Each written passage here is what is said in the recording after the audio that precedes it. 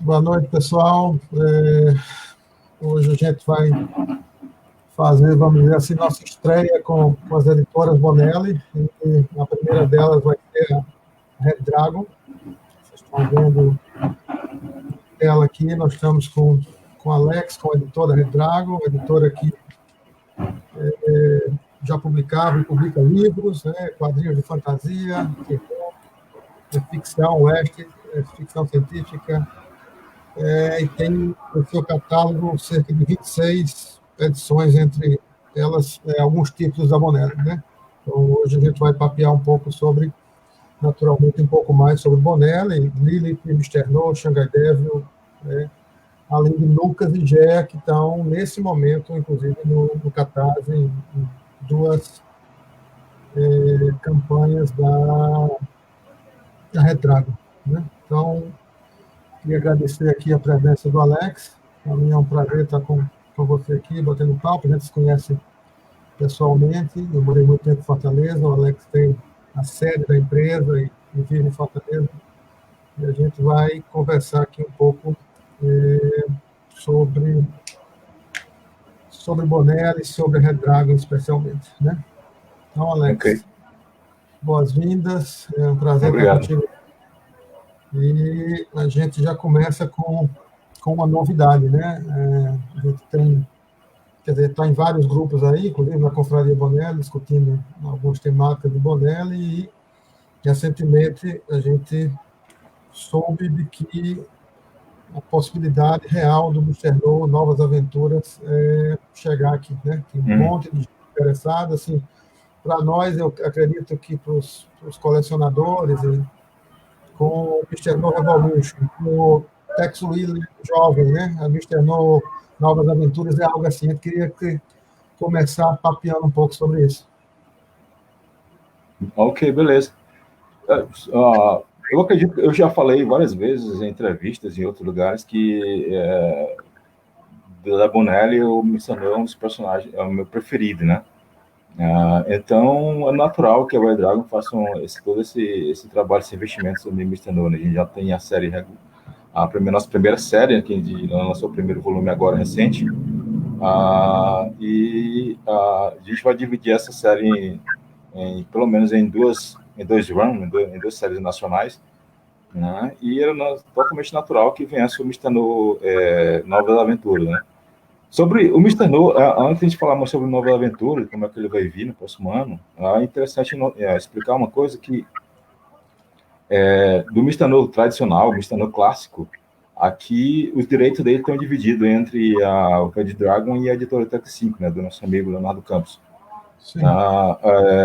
Isso começou, na verdade, quando, em 2018, quando eu fiz meu primeiro contato com a Bonelli, interessado em publicar, o Mr. No estava no nosso primeiro contrato, né? E quando nós estávamos já discutindo, negociando os termos do direito do Mr. No, a Panini Itália me mandou um e-mail falando assim, olha, tem outra editora brasileira interessada em publicar Mr. No também. Só que é o Mr. No Speciale, né, o especial. Existe algum problema de vocês dividir o personagem? E na época minha resposta para a Panini foi nenhum problema nenhum. Quanto mais o Bonelli sendo publicado no Brasil, é melhor. Né? Então, assim, não só pelo fato de nós somos leitores, tentando publicar Bonelli na época, mas nós somos também leitores, né? Então, como leitor, quanto mais editores publicando, porque nós temos plena consciência de que a Red Dragon era uma editora pequena, na época, ainda hoje é, mas na época ainda é menor ainda, e da forma como ia se dar, ou está sendo nosso método de publicação, seria bastante complicado a gente pegar um personagem e querer publicar tudo, né? Porque o leitor vai sai um volume, uma edição mesmo que no nosso formato, que são quatro edições italianas para uma edição nacional, mesmo assim é necessário um bom tempo para a gente publicar a grande quantidade de material que tem os personagens de Bonelli, né? Então, sim, a nossa resposta foi essa, né? Que quanto mais editoras publicando o Mr. No Brasil, seria melhor. Na época, não sabíamos que seria a 85 que estava interessada no Speciale, tá? Então, eu acho que isso foi a resposta que a gente deu para a Panini Itália, que não havia problema nenhum em dividir o personagem. Acho que isso foi ponto bem positivo para a Red Dragon, né? Isso foi em 2018, né? Foi nosso primeiro contrato, né? Mas esse primeiro contrato não seguiu. A gente teve uma pausa nas negociações e só retornou ano passado para a publicação desse ano. Mas aí o que a gente pode tirar desse ocorrido é que o personagem, pelo menos Misteno tradicional, o direito dele está dividido entre a Red Dragon e a 85, e para os leitores que gostam, que são fãs do personagem, eu acredito que eu posso falar aqui pelo Leonardo nesse ponto, é que enquanto a gente puder, ou seja, enquanto a Bonelli e a Panini tiver licenciar o personagem para a gente vai publicar ele no Brasil. Esse é, pelo menos, a minha posição.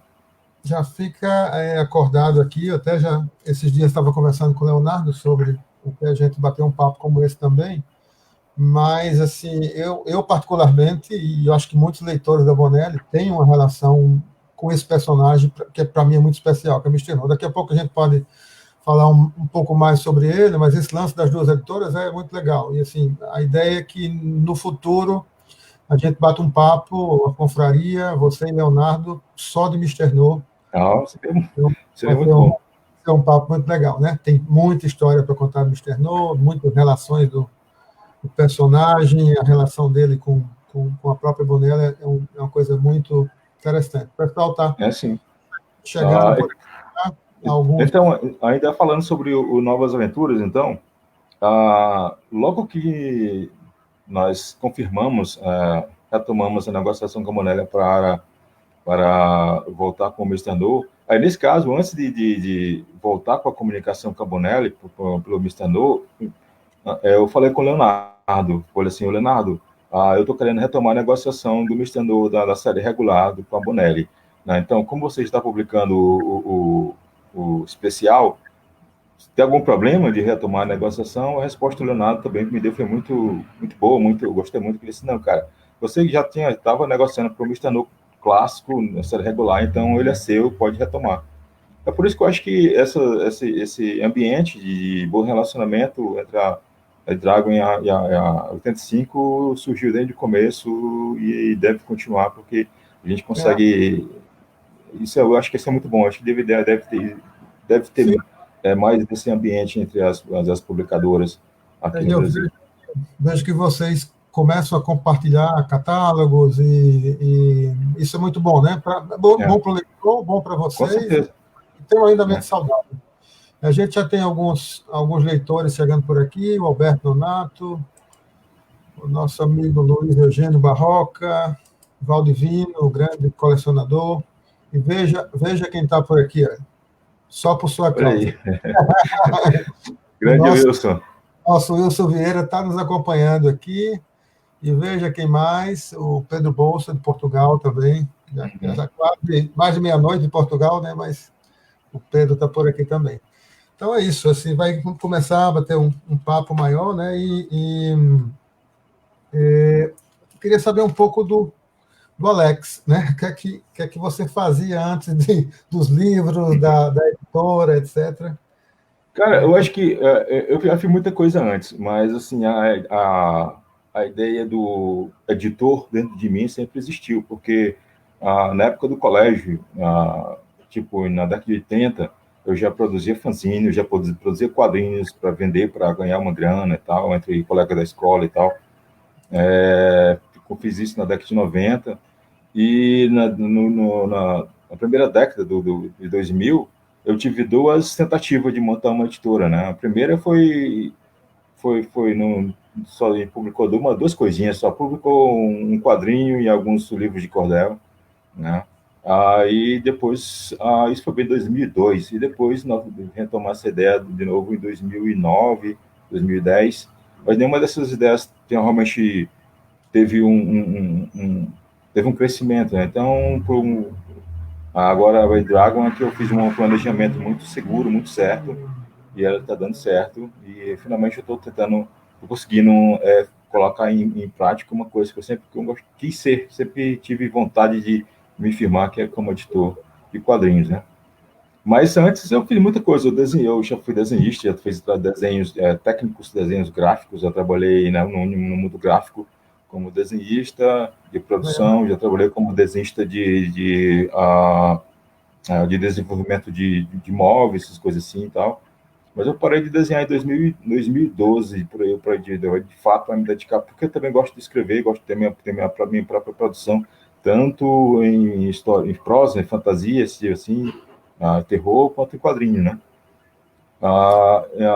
E também eu ainda tenho hoje, embora eu estou meio afastado dela, que é uma empresa voltada para a área de artes marciais, né? E tive várias escolas no Brasil. Os olhos apertados não são à toa, né? Eu acho que é à toa, porque, na verdade, eu não tenho nenhuma descendência, nenhuma ascendência, no caso, oriental. Se eu tiver algum detalhe, algum quê na minha genética de oriental, foi os orientais que vieram lá da Ásia pelo Estreito ali do Norte, e sabe, chegaram aqui nas Américas, lá sei lá, bilhões de anos atrás. Só se for por isso. Só se os índios cearenses tiverem algum quesinho de genética oriental. Porque eu acho que eu tenho mais genética indígena do que oriental mesmo. Eu ia te perguntar isso, porque assim, você sabe, eu morei 25 anos aí em Fortaleza e o cearense, em especial as mulheres, têm muitos traços indígenas, né? Muitas regiões do Ceará, nitidamente as pessoas têm uma descendência, têm um sangue indígena, então talvez venha um pouco daí, né? Eu acho que eu devo ter esse traço indígena pelo meu lado materno, porque meu lado paterno ele tem uma característica mais europeia, né? A ascendência do meu pai tem uma linhagem mais para europeia mesmo, mas acho que pelo lado materno deve ter uma característica muito forte indígena, né? Aqui, tá? Mas assim, pode falar. Não, por favor. Então, foi difícil a transição, mas eu realmente queria passar para esse lado de escrever, colocar minha produção como autor para firmar, e foi por isso que foi por essa razão com qual eu saí da área da arte marcial, e para tentar firmar isso. No início, foi primeiro firmando minha produção, né? Tanto como criando quadrinhos quanto escrevendo. Né? E por isso que na época, quando eu comecei isso, foi 2015 que eu comecei a fazer a transição, no início de 2015, não se chamava Red Dragon e não era editora, né? Era apenas um estúdio de criação. Né? E ele chamava de Alex Magno Storyteller. Eu ainda tenho essa marca ainda. Essa marca ela vem antes da Red Dragon, tanto que legalmente a Red Dragon pertence ao Alex Magno Storyteller. Legal. Então, eu comecei publicando para fora, né? E depois que passou uns 2, 3 anos publicando para fora, foi que eu comecei a receber material, submissão, pessoas me enviando material para saber se havia interesse meu de tentar publicar esses materiais. Aí que me despertou o interesse para tentar voltar para um ambiente editorial. Né? E aí eu fiz os primeiros testes e começou a dar certo. Então me surgiu a ideia de mudar de iniciar o projeto editorial de Red Dragon, né? E falar isso sempre as pessoas me perguntam, né? Porque eu uso o termo em inglês, Red Dragon Publisher, e geralmente as pessoas confundem, falam publishing, porque seria normal, editora seria Red Dragon Publishing, ou então seria publishing. E por que eu uso publisher? Porque na verdade ele faz esse publisher é o próprio editor, no caso sou eu, né? O publisher faz referência a mim, tá? Embora que possa ser chamado bem de Dragon editora, como algumas pessoas chamam. Então, quando a gente fez a transição para a editora, né? Foi bem na época que um estúdio italiano me contatou me mandou um catálogo inteiro deles, tal, e depois de várias negociações a gente fez um acordo, que é o Leviathan Labs, que na época era um estúdio de produção de fumeto, e hoje já é uma editora, né? E foi a partir foi o nosso primeiro contrato internacional, e basicamente foi o contato com esse estúdio na época, hoje editora, que depois me despertou o interesse para pegar mais material de fora, né? E aí, como eu já estava em contato com a Itália, com os fumetos do Leviathan Labs. Então foi... E na época também estava muito presente na Verde Dragon o Tadeu Fayad, que era praticamente uma pessoa que me ajudava pra caramba. Hoje está mais afastado, mas na época me ajudava. E ele foi um dos responsáveis também para incutir no Bonelli na minha cabeça. Tenta pegar Bonelli, vamos pegar Bonelli e tal. É um grande amigo, tá? Então foi basicamente daí que veio o interesse para Bonelli. Naturalmente. Eu já tinha interesse. Pois não. Eu já tinha interesse em Bonelli, porque eu tinha lido Bonelli antes. Eu fui um leitor de quadrinho, né? Eu comecei a ler quadrinho em 82, por aí. Isso que eu ia perguntar. O que é que você lê de quadrinhos? Naturalmente você é um leitor, estou vendo Conan aí por trás e tal. O que é que você gosta de quadrinhos? O que é que você lê? Então, eu fui leitor de quadrinhos desde criança, né? Desde 82, as lembranças mais tardias, né? As primeiras lembranças que eu posso dizer assim que eu tenho de ler no quadrinho é de lá para a início da década de 80, né? E como todo mundo do Brasil, todo quadrinho, você lendo Marvel e DC, publicado pela editora Abril, né? Mas eu li também muito Disney na época, né? Hoje não leio mais, não leio mais nada de Disney, nada disso.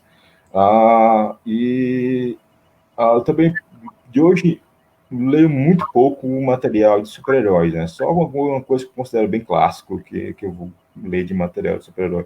Hoje, minha leitura de quadrinho, ou é quadrinho independente, quadrinho indie, ou quadrinho europeu, ou mesmo oriental. Mas, assim, mesmo um quadrinho norte-americano, não me chamou mais muita atenção quadrinho de super-herói. Tem que ser só um quadrinho independente, uma história que não sabe, que não seja. Isso quando é de super-herói tem que ser uma coisa que é bem fora da curva, que não é a mesma coisa do super-herói.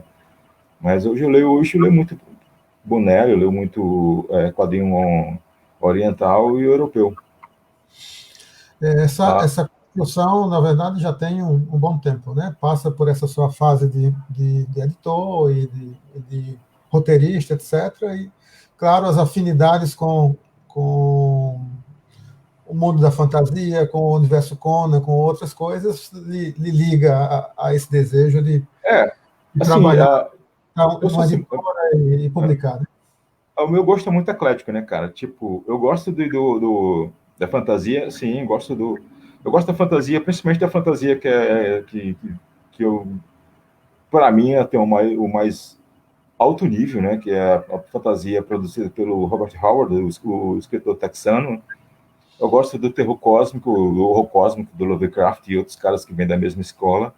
Mas, tipo, eu gosto também de western, porque é uma coisa que eu herdei do meu pai, né? Meu pai gostava muito de western. Então, eu aprendi a gostar de western assistindo os filmes, os italianos produzidos em Hollywood, com meu pai, que era um grande fã de western. Ele gostava muito de ler aqueles livrinhos de bolso de western. Ele leu Tex, né? Bons livros, né? Exatamente, bolso livros. Ele leu muito e eu li com ele, né? Eu li os livros dele, do bolso livro de western. Ele me dava aqueles livros, mas ele me ensinou a ler western, mas com o sentido de aprender, não questão mas a ideia do meu pai era me passar as lições morais que ele encontrava nos livros de western da época lá. Eu achava muito legal. Mas assim, falando em western, a pessoa que me apresentou o Tex não foi meu pai, foi o Rochinol Rinaré. Nosso grande amigo Rochinol, colecionador. Exato, né? Na década de 90 ainda, a primeira história que eu li do Tex foi por influência do Rochinol, que foi a história Oklahoma. Do Letterri e do Garden, né? Exatamente, né? Foi aí que eu...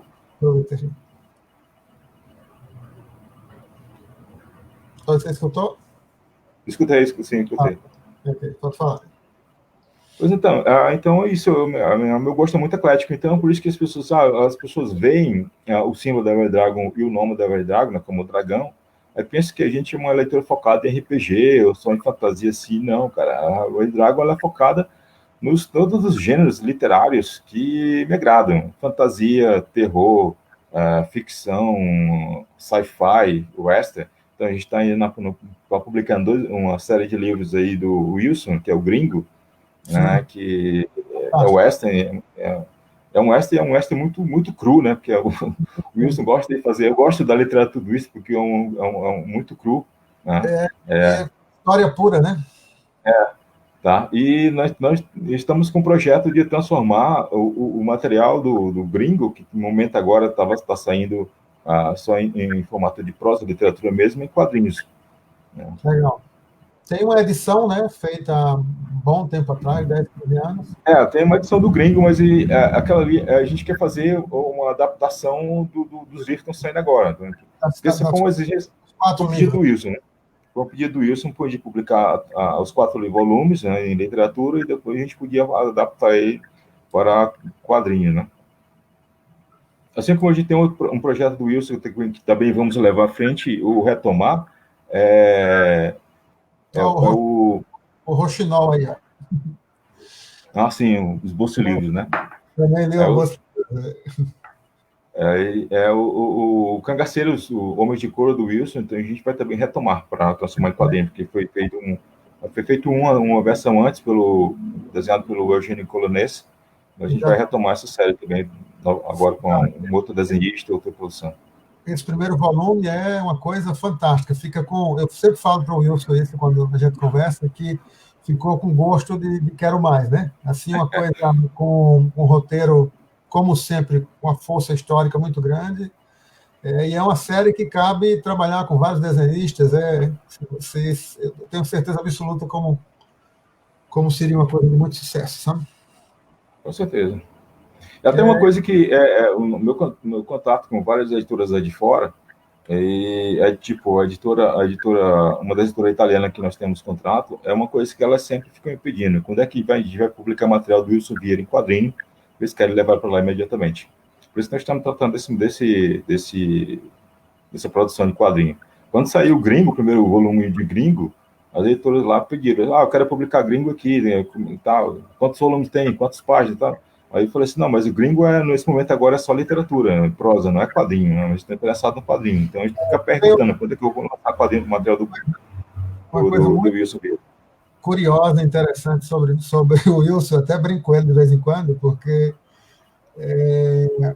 o Wilson desenhou, né, quando estava na Itália, né, no estúdio IFE, né, que ainda hoje é a IFE Edizione, desenhou um personagem que eu gosto muito, é um personagem juvenil, que é o Pequeno Ranger, e eu tenho 5 Pequenos Rangers que ele desenhou na Itália, né? Eu consegui com um vendedor no eBay, e eu sempre pergunto para ele se ele poderia fazer um rabisco ainda, e ele simplesmente se recusa. Ele é um roteirista hoje e ele não desenha absolutamente mais nada. Para quem não sabe, o Wilson Vieira foi o primeiro brasileiro a desenhar para Bonelli, né? Na época não se chamava Bonelli, foi o primeiro brasileiro a desenhar personagens Bonelli, e é uma referência para muitos de nós que coleciona Bonelli. Eu, particularmente, da mesma forma que você sabe que na Itália o Mister No está sendo publicado pela IFE em edições duplas. E o Pequeno Ranger está sendo publicado também em edições duplas, e eu tenho os primeiros 74 números, ou seja, as primeiras 144 histórias. Aqui no Brasil só saiu 15 edições na Ebal, numa edição especial, chama Reis do Faroeste, meados com um rapaz do Faroeste, que aqui chamou de Estrela Negra, né? A Mitos até lançou recentemente, porque o Sérgio Bonelli foi o autor, né? O Sérgio Bonelli foi o autor desse personagem. Mas então, assim, você chega, é natural de se aproximar da Bonelli e pensar em publicar Bonelli, né? As pessoas, na verdade, confundem um pouco, ou acham que Bonelli é só Tex, né? Então, tudo que você falou... Tudo que você falou da sua história, de terror, de ficção científica, as pessoas estão descobrindo hoje, a partir da Red Dragon, a partir da 85, a partir da Grafite, agora o Trem Fantasma também, as novas editoras trazendo tudo isso que está na Itália, né? Então, como é que foi olhar para a Bonelli e ter interesse pela Bonelli? Como é que começou isso? Então, como eu falei, depois que eu fiz esse contato com a editora Leviathan Labs, isso me despertou a interesse por pegar material de fora, né? Assim, pô, não é possível, né? Lógico que a Leviathan Labs é uma editora pequena na Itália, e ela tem uma pequena, acho que está proximamente o mesmo porte da Red Dragon, né? Uma editora independente, e, né, não se compara a Bonelli, que é uma gigante na Itália, né? Mas isso me abriu os olhos para a possibilidade de, primeiro, fazer um contato, ver o que poderia sair daí. Então, além disso, como eu te falei, o Tadeu estava falando na época, vamos tentar pegar uma Bonelli, e tal. Então, na época, quem fazia o contato com as condicionantes não era eu estava focado em outra coisa. Né? O Tadeu que fazia os contatos, né? Tanto que outro material que mandava para mim, eu mandava para ele, né? Outros contatos, eu tive várias editoras de fora que me mandavam um e-mail para o Dragon e eu passava para o Tadeu. Então, o primeiro contato com a Bonelli, na verdade, o Tadeu falava com a Panini com cópias de e-mail para mim, né? E eu orientava, assim, orientava no que ele ia dizer ou o que não dizer sobre o personagem, sobre o nosso interesse. Então, foi uma coisa natural, né? E no primeiro contato que a gente teve com o nosso primeiro contato, estava o Mr. No, né? O Mr. No na série regular, e estava o outro personagem que estava era o Dragoneiro, né? Mas eu quero perguntar sobre isso, porque eu lembro em algum momento, ou você ou o Tadeu comentou comigo da intenção e que uma possibilidade seria o Dragoneiro. Esse foi seu primeiro personagem, a primeira tentativa foi o Dragoneiro? Foi nosso primeiro contato com o Bonelli foi tentando licenciar o Mr. No e o Dragoneiro, né? Motivos muito claros, né? A Red Dragon, ela é uma dos carros-chefe do interesse e de gênero de interesse da Red Dragon é fantasia, né? Então o Dragoneiro é mais natural a gente tentar pegar o Dragoneiro. E segundo, o Mr. No, porque não só pelo fato de ser o meu personagem preferido da Bonelli, mas eu acreditava que era essencial trazer Mr. No, né? Eu acreditava que ia ter um bom resultado. E então foi isso o nosso primeiro contato, né? A gente discutiu, conversou e tal, com a Panini, não com a Bonelli, né? A gente conversa com a Panini Itália, e a gente seguiu com o projeto, né? Só que depois aí acaba no meio do caminho o Dragoneiro teve que ir para Mitos, né? E aí, então, com isso, a gente teve de resolver dar uma parada na negociação com a Bonelli para ir para outros locais, para outros caminhos, né? Então, quando a gente retornou, quando retornei para a conversa com a Panini sobre fechar o contrato, aí eu já tinha mudado minha ideia, né? Quando eu retornei o contato, eu estava interessado em trazer o Nathan Never. Mas aí, na época, a Panini falou que o Nathan Never não estava disponível, porque estava com a Mitos. E então, o gerente de licenciamento da Panini falou assim: olha, o Nathan Never não está disponível, pelo menos agora, né? Não teria outro personagem que você queria colocar no contrato, não? Aí eu disse, então me dá um tempinho aí, porque eu vou dar uma olhada no site e tal. E aí, depois de olhar e ler críticas, ler italiano, né, com fóruns italianos falando sobre, e ler bastante sobre Luca Nocchi, aí minha decisão foi bem óbvia, né? Eu falei assim, eu quero pegar Lilith, então. Aí o gerente de licenciamento da Panini falou assim que a minha escolha era perfeita, porque o Lilith é um livro muito bom, uma série muito boa e tal, e tal. Eu só tinha lido críticas, né? Quando eu falo assim crítica, eu falo resenhas, falo pessoas falando bem sobre a série e tal. Eu não tinha lido a série de fato, não. Eu só vim ler a série da Lilith depois que eu licenciei o personagem com a Bonelli. A gente vai bater um papo sobre Lilith daqui a pouco, mas eu queria te perguntar outra coisa, que é assim, fica muito mais claro agora, quer dizer, para todos, né, que estão nos acompanhando aqui, que assim, você tinha uma história muito forte editorial por trás, né? Inclusive com quadrinhos independentes também, e a Red Dragon não surge, como a gente está percebendo, do nada, não é uma iniciativa, não, vou publicar Bonelli e começa... Não, é só, assim, antes da Bonelli, a gente tem vários quadrinhos publicados de minha autoria. A gente tem quadrinhos de editoras independentes norte-americanas, já um material publicado, tem um material que a gente está editando agora, isso que a gente pegou antes da Bonelli, né? Tem um material mexicano, que é produção mexicana, mas vai publicado no México, publicado nos Estados Unidos, já publicado na França.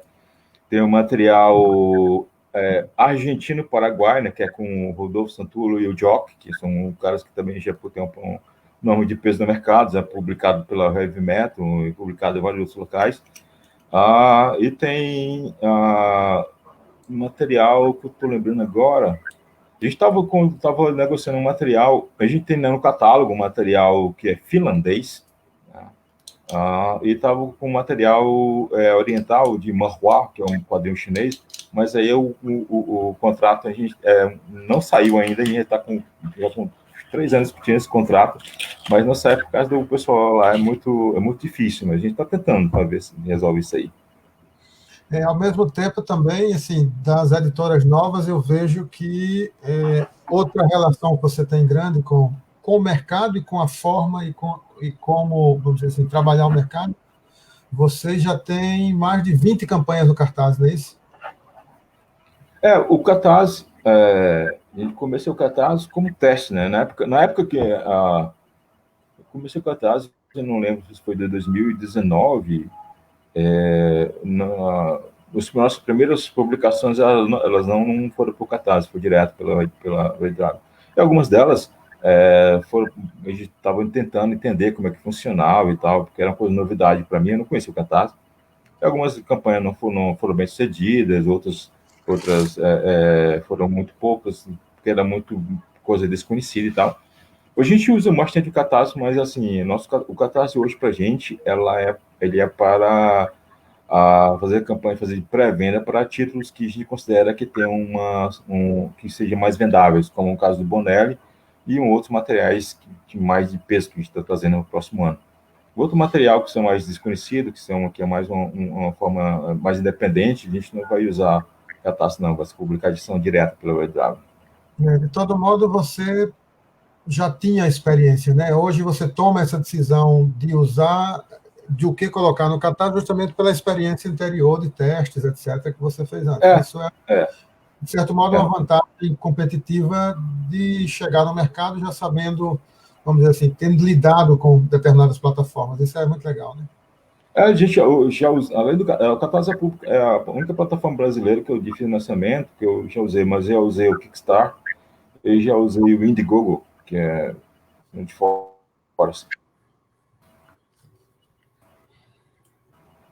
Mas a gente tem atenção. Quando eu retornei para essa minha projeto editorial, antes de chamar o Dragon, quando era só Alex Mon Storyteller, a minha produção na época, eu utilizava a plataforma da Amazon, que é o KDP, né? E ainda tem um material lá publicado lá, e ainda hoje tem uma saída regular. Mas na época eu usava todos os livros de minha autoria, quadrinho praticamente, na maioria, então, ainda são publicados na Amazon, no KDP, e tem uma saída considerável por lá. Alex, você falou uma coisa há um pouco tempo atrás aí, eu queria voltar nisso, depois para a gente até, inclusive, entrar na personagem, mas sua primeira escolha, para mim, foi com um autor desenhista muito especial, né? Luke Enoch é assim, uma coisa fora do comum, né? Dentro da Bonelli, dentro do que ele faz, né? Eu lembro, inclusive, que a gente... Então, lembrando aqui, a gente lembra que a gente bateu um papo com ele pelo Facebook, né? E ele até se colocou à disposição para liberar um monte de outras imagens para a sua primeira campanha, mas acabou que a própria Bonelli, a Panini, não autorizou. Mas uma pessoa que escreve os roteiros e desenha com a qualidade dele, e a pessoa que ele é assim no trato é realmente uma coisa muito legal. Como é que é a sua relação com o Luke Enoch, com esse fantástico roteirista, desenhista da Bonelli?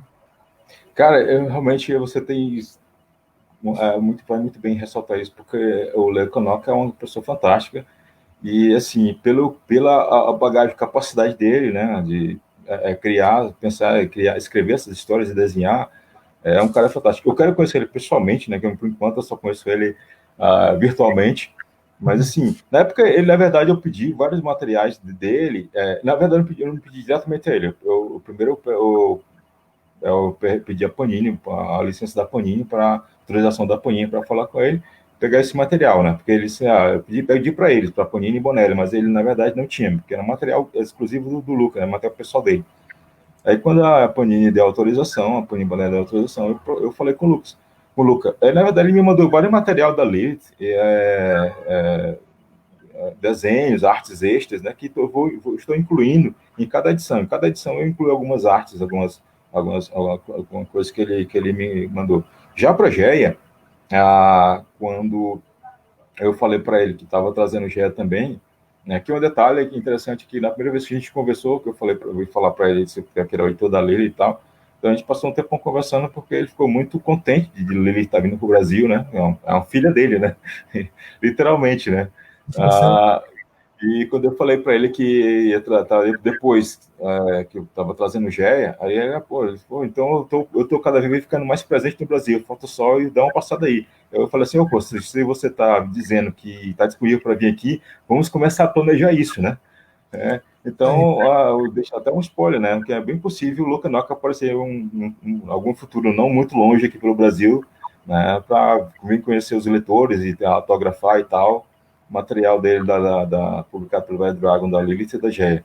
Então, mas da Geia, ele me mandou muito material da Geia, muito material extra, né? Que eu vou inserir, né, nas edições aqui nacionais, né? Porque tem um material muito vasto, né? E ele é muito solícito, né? Eu peço a ele alguma coisa, ele me atende, me responde. Então, a gente está sempre trocando mensagem pelo Facebook ou por e-mail, né? E, além disso, além da Geia e da Lilith, são dois personagens fantásticos dele, que eu gosto muito, eu tenho planos para trazer também, e nós estamos conversando sobre isso, né? Na verdade, seria já para iniciar nesse ano, mas como aconteceu todo esse caos da pandemia, nós estamos vendo essa possibilidade para o próximo ano, ver aí, que é o Morgana, do Luke Enoch e do Mario Alberti. Muito legal. Ele, inclusive, acabou assim, se entusiasmando muito, né? Até esse com certeza. postal que eu coloquei, né? Ele faz uma alusão que a Lilith está viajando para o Brasil, né? Viajando para o Brasil. Vai ter alguma coisa semelhante isso aí para no GE também. Cara, e assim, uma coisa que me chama a atenção e é uma coisa que eu queria saber, e não sei se você viu isso como oportunidade ou se realmente é uma coincidência, mas a Red Dragon acaba tendo uma relação com a Bonelli e com alguns fumetes com personagens femininos. Isso sim. foi pensado. Isso foi intencional. Foi intencional. Você tá buscando também alcançar esse público e complementando a pergunta, você está conseguindo? Você tem analisado suas vendas e suas campanhas do Catarse, você vê que um público feminino maior tem procurado.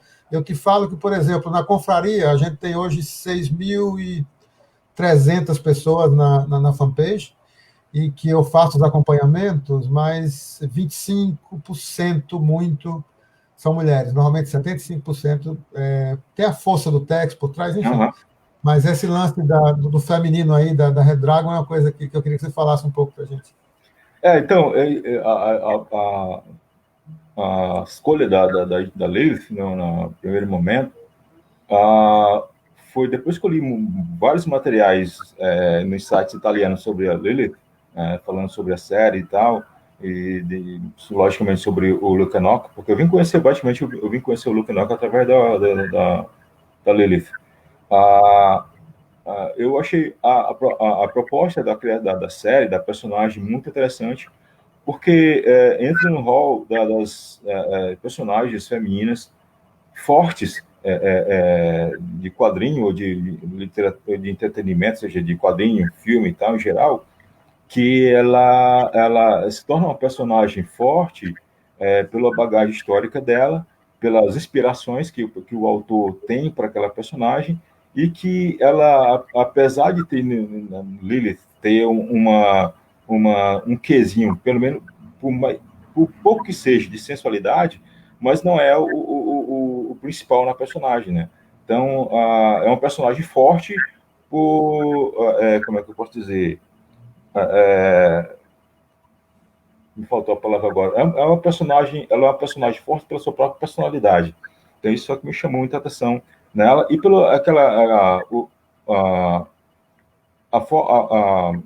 o plot que o Luca coloca para a personagem que é viajando nesses momentos históricos, que são bem interessantes e muito importantes. Isso foi o que me levou a escolher a personagem.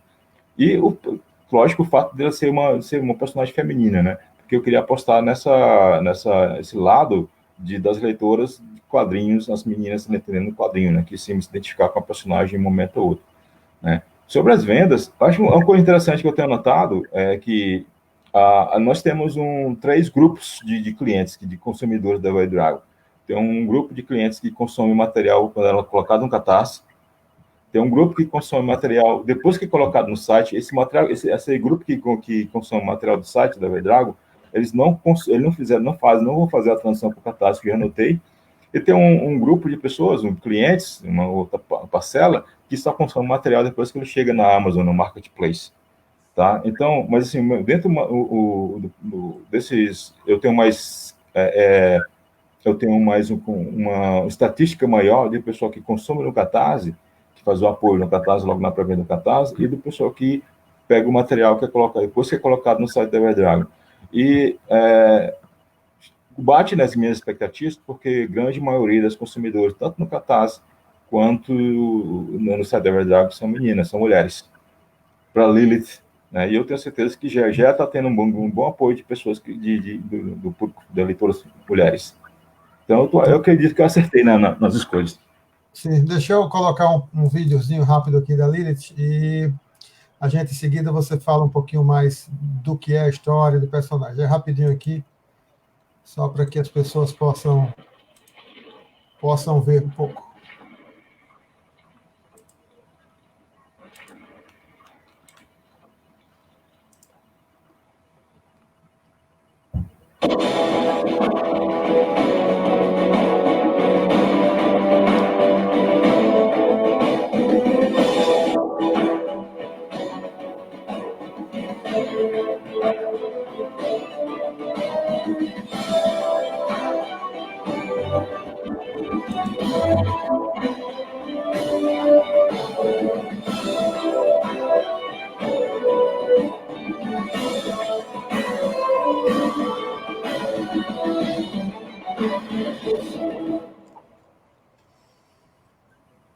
Pois é, Alex.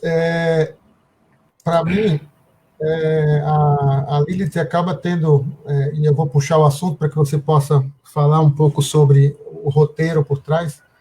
Essa história de viagem no tempo é uma coisa que de muito tempo me atrai, né? Desde Irving Allen com o Túnel do Tempo, passando por vários personagens dos mais vastos, dos mundos do quadrinho que viajaram no tempo. Então, eu fiquei encantado com o volume 1, eu ainda não peguei o volume 2, né? Porque normalmente eu pego com você aí quando minhas compras eu faço e pego diretamente com você.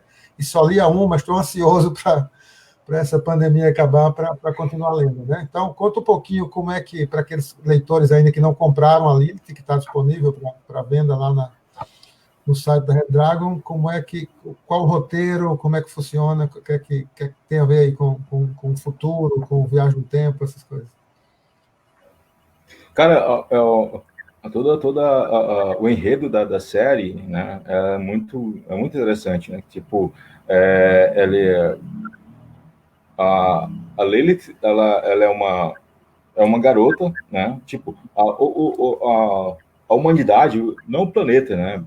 Mas a humanidade, ela praticamente vive num futuro um futuro pós-apocalíptico, onde teve uma destruição quase completa da humanidade pela uma invasão alienígena de um vírus, digamos assim, tipo, se pode colocar assim, um esporo, que é meio que um vegetal, que ele começa a habitar os humanos desde um passado remoto, e aí ele vai passando séculos, né, habitando dentro do ser humano, até que ele chega um período que dentro da história chama de a grande germinação, onde literalmente monstros, árvores, né, ele domina todo o planeta e chega a dizimar a humanidade quase por completo. E aí, a partir daí, a humanidade é obrigada a viver no subsolo, né? Dentro dentro da Terra. Isso pega quase aquele a parte da fantasia de civilizações intraterrenas, né? Como como você tem no Júlio Verne, né? Então, que é legal também. Então, aí a galera, o cientista da época, já dos humanos pós-apocalípticos, eles selecionam uma garotinha, né, e ela recebe um treinamento desde criança para que ela seja preparada como uma espécie de exterminadora. E aí quando ela se torna, digamos, entre aspas, adulta, ela é enviada para o passado, porque o cientista do presente, de onde a Terra está praticamente destruída, eles conseguem identificar eventos históricos onde é fácil identificar o triacanto, né, que é a forma como esse esporo, esse vírus vegetal é chamado na série, quando ele está infectando as pessoas no momento histórico, e aí eles enviam a Lilith para lá para fazer. A função dela é muito clara. Ela vai ter que encontrar esses seres humanos que estão infectados pelo triacanto e eliminar. Ou seja, ela tem que extrair esse triacanto do corpo desse ser humano. E o que é triste é que no processo da extração desse triacanto do corpo desse humano, é impossível a sobrevivência do humano. Ou seja, no processo ele vai ter que morrer. Então, toda vez que nas histórias aqui onde a Lilith vai extrair esse triacanto, acontece uma cena muito gráfica, né, de violência gráfica, porque muito sangue e tal. E a primeira história, onde a Lilith tem a primeira missão dela, que acontece durante a Guerra de Troia, que tem assim, o legal também da Lilith, ela não só esse tema de a viagem no tempo, mas também essa questão de que o Luke Enoch sempre vai colocar ela para caçar e eliminar esse triacanto em um momento importante da história, como na primeira história, a primeira missão da Lilith acontece durante a Guerra de Troia, né? E ela é inexperiente, né? E quando ela contra o triacanto, que ela vai extrair o triacanto, a cena é muito triste, né? Porque tem um dilema que acontece em todas as aventuras dela, que é o dilema porque que ela tem uma missão, que a missão dela é tentar salvar, impedir que aconteça a grande destruição, a grande invasão no futuro, que vai acontecer por esses triacantos desenvolvidos, esses monstros árvores, e para isso ela vai ter que matar certas pessoas em épocas anteriores da história, que, para a visão daquelas próprias pessoas, elas são inocentes, né, cara? Elas não têm culpa de nada. Então acontece esse dilema moral, né? Que ela tá uma missão para salvar o humano do futuro, né?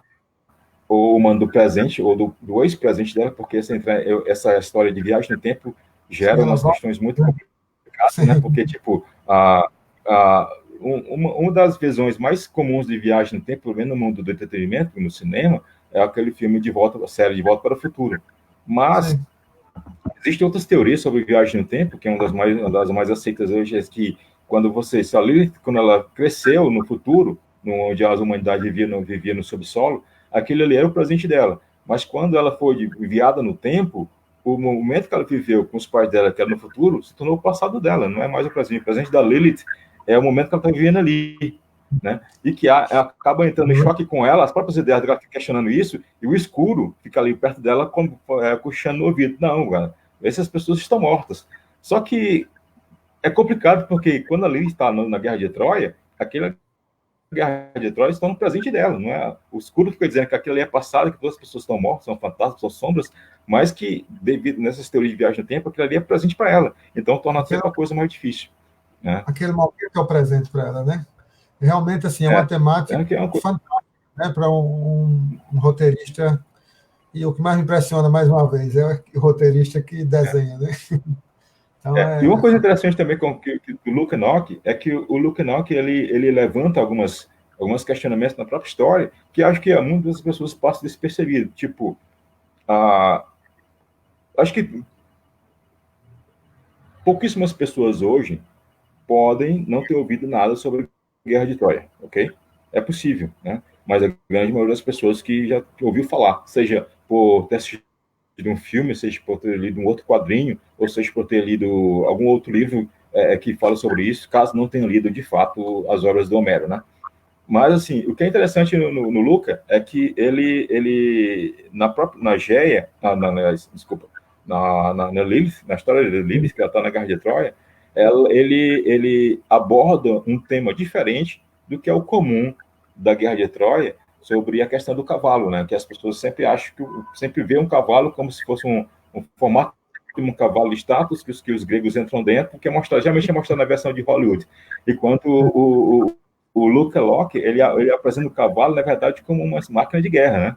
Que é para derrubar os muros de Troia, que é o como eu chamo de Helépolis. E essa é uma versão que é menos conhecida, mas é uma versão que muitas pessoas defendem como uma versão, alguns estudiosos defendem como uma versão real do cavalo na Guerra de Troia. Realmente eu sou, quer dizer, já sou fã, né, de uma personagem que eu confesso que eu não conhecia. Eu acompanho muito o Bonelli, o site, essas coisas, mas me surpreendi bastante com a qualidade dos roteiros e principalmente com a temática, que para mim é muito legal. Cara, assim, muito legal a gente explorar a Lilith dessa forma, para que as pessoas conheçam mais, né? Os volumes estão disponíveis, né? Para quem quiser, aqui, meu volume 1, que eu já li e reli, né? Com as primeiras histórias, e louco para que eu consiga... Nossos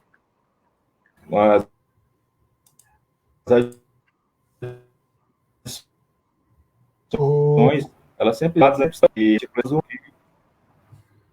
o Alex, falhou um pouquinho o que você falou agora, repete. Talvez esteja com delay, falhou um pouquinho.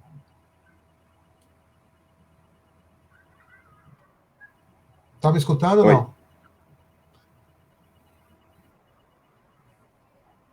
Falhou um pouco, você me escuta? Eu disse assim que todas as nossas publicações, elas estarão, depois que elas saem da pré-venda, né?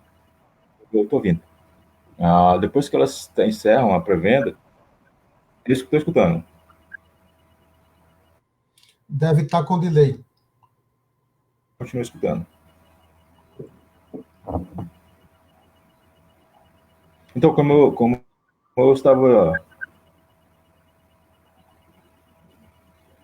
dizendo, as nossas publicações sempre, depois que sai das pré-vendas, elas sempre estarão disponíveis no nosso site, no marketplace da Amazon, e vão estar disponíveis nas campanhas seguintes de pré-venda no Catarse. Sempre a gente vai estar disponibilizar nossas publicações junto com outros, os famosos combos, né? Sobre isso, eu acho importante dizer o seguinte, que, como eu falei antes, nossas publicações que eu julgar que tem um peso maior, elas terão uma campanha direta no Catarse para pré-venda, né? No nosso caso é pré-venda, por isso a gente usa o método Flex. Então, seriam, basicamente, nossas campanhas, nossas eleições de peso tem duas fases de pré-venda. A primeira fase é no Catarse, aí quando nós encerramos essa primeira fase no Catarse, ela passa ainda um período de pelo menos 2 ou 3 semanas de pré-venda no site da Red Dragon. Depois elas são disponibilizadas direto para venda direta no site da Red Dragon.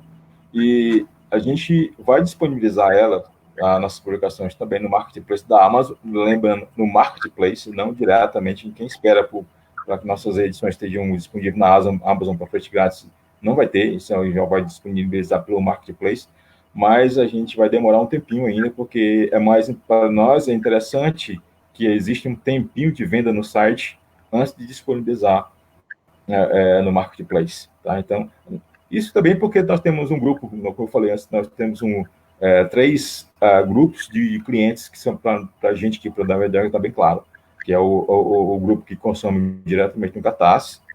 Aquele grupo que consome no Catarse, ele não consome no site, nem na Amazon. Temos o grupo que consome diretamente no site, ele espera terminar a campanha no Catarse para poder pegar diretamente no site. E nós já notamos que esses clientes que consomem no nosso site, ele não vai migrar para o Catarse e nem para o marketplace da Amazon, assim como já temos um grupo de pessoas que consomem, esperam chegar lá no marketplace para pegar. Já temos tem uma planilha desses consumidores já bem claro, né? Eles nos mandam e-mails perguntando quanto vai chegar no nosso site, quanto vai chegar na Amazon, isso já é bem claro. Então, nós temos essa estatística, esse visual, esse esquema, e já bem claro, e eles vão permanecer. Alex, me parece que a gente está com um bom delay.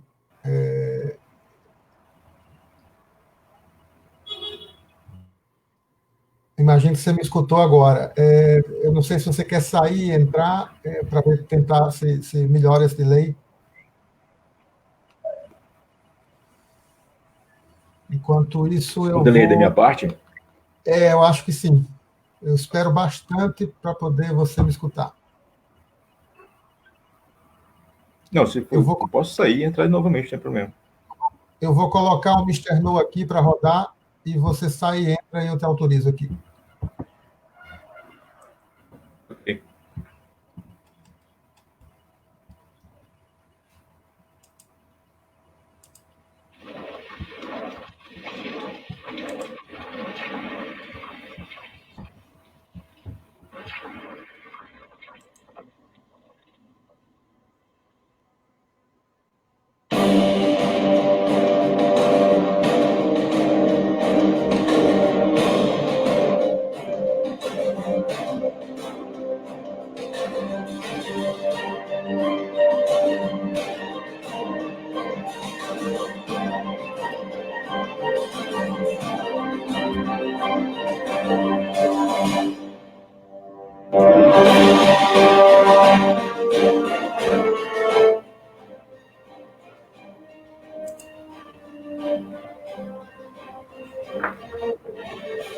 Teve uma melhor agora?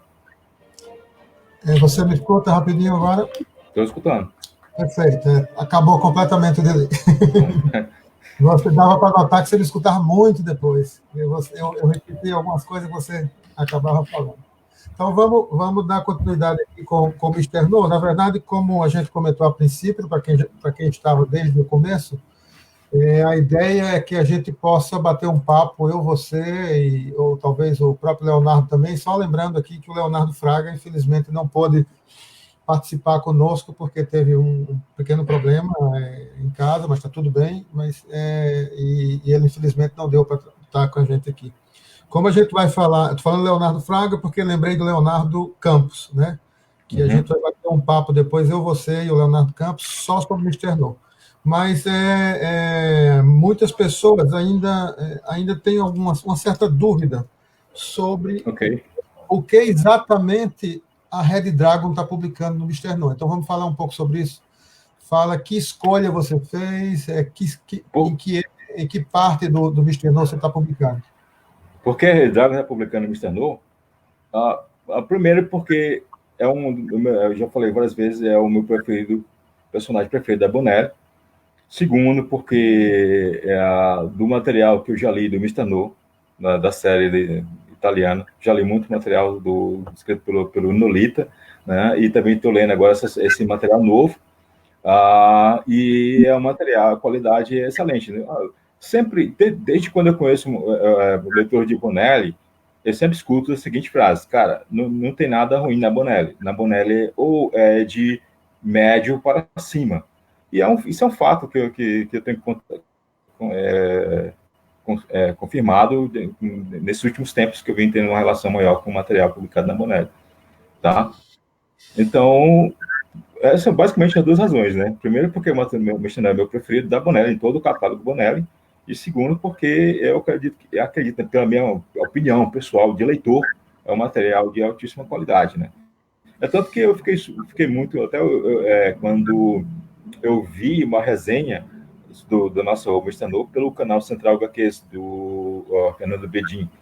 Quando eu vi a resenha dele, do vídeo review dele, eu fiquei assim, assim, bem empolgado, entusiasmado, porque eu não esperava ver um vídeo dele falando daquilo do Mr. No, né? Ele conquistou, vai acompanhar a série, gostou, surpreendeu, tal, deu uma nota 9,5 para 10 para o material. Então, mas assim, fiquei surpreso, porque tipo, embora que o Fernando Bedin ele está muito desenvolvendo com material leitura de Bonelli, mas ele é muito envolvido mais com material norte-americano e tal. Então, geralmente, o pessoal que gosta muito dessa linha de super-heróis pode ler o material Bonelli, mas você não vai ficar entre o topo de leitura deles, né? Então, mas assim, eu já esperava de outros locais receber um feedback nesse sentido, da forma como é recebido pela resenha do Canal Central HQs, tá? Mas, assim, essas são as duas razões básicas pelo qual nós estamos publicando o Marciano, né?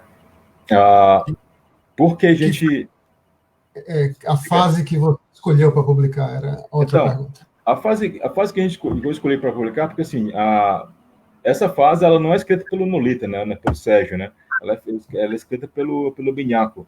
Mas assim, o que me fez decidir para pegar a partir daí é porque acontece, né, na época que é escrita esses 4 volumes, essas 4 edições que está nesse nosso primeiro volume aí, foi em 95, e era uma época, um momento em que o Mr. No estava fazendo 20 anos, na verdade, 20 anos na Itália, era um aniversário, e acontece essa, não diria grande, mas essa pequena reformulação no personagem, né?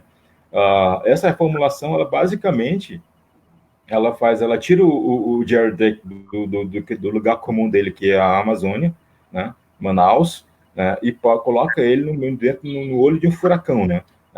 Passa a ter ter uma saga maior de aventuras interligadas, né? E o momento que ele começa a sofrer a perseguição pela organização, que é uma organização misteriosa, que eu também não vou dar spoiler agora, né, para quem não leu ainda, que é melhor comprar para ler, meio que mafiosos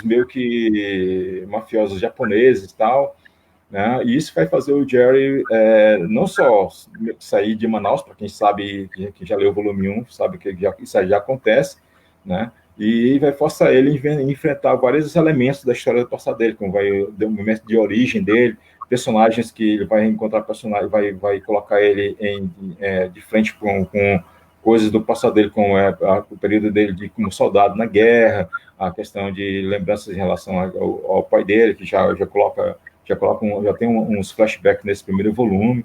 Então, eu decidi que, da forma como a Panini está publicando esse Mr. No Revolution, que esse Mr. No Elseworld, que é muito interessante, que é exatamente uma revitalização, um revival totalmente diferente do Jerry, né?